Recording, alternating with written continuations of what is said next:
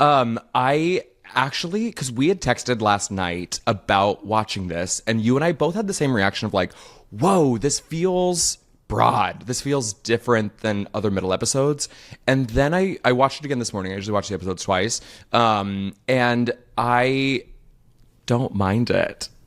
Okay, it's not that I actually, it's not even that it's so broad. It's that I literally don't understand the logic of it. Like, I can't get past, it doesn't make, I don't understand, I don't understand. Nick brought up that maybe it's because maybe authorities got involved, maybe authorities got involved because they realized like there was some kind of identity fraud because they were in the wrong hospital room. But I am like, okay, a month doesn't make sense. Should we wait to go through this Sure. to actually get to the episode? Okay. Because I have you're big problems. forecasting, you have problems with the month switch and how they realized and why it would be that long? Yes, I have the problems with the actual timeline of it. And that's why, like, I really want to know, did this actually happen to someone? Because why did they think that this would be, nobody would take issue with it in terms of, like, this wouldn't happen. I've given birth in a hospital, and this just couldn't happen like this. It wouldn't happen like this. Well, I did text Eileen Heisler, showrunner, co-creator of ABC's The Middle. And I said, I'll read it verbatim. I meant to put it in my little template, but let me pull up these text messages. So, not to brag, but I was texting with a huge Hollywood mogul. And I said, question for you. Eden and I are recording a recap of a birthday story. So many of the storylines are inspired by real life events of the writers. Eden and I were wondering if there was a real life event and someone in the room that inspired the storyline for Brick, or was it just a fun product of creativity of you and the writers? And she goes, oh, that was just us. We just made shit up. Thanks for asking. Okay, great. I love it. So not in one of the rare instances where it's not inspired by a real life story. So there you go.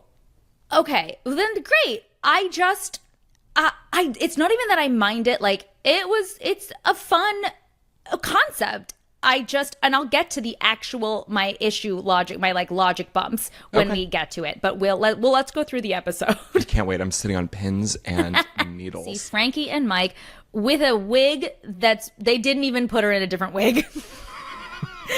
In a wonderful wig, they get placed in the Ferguson's hospital room. They don't correct the mistake, and Brick is born, and he is taken away for his heel prick test with Mike and the nurse, Milena, Vijo's wife. Mm-hmm. After getting distracted by football, Mike can't decipher what baby is Brick, as two babies are placed next to each other, both labeled Ferguson.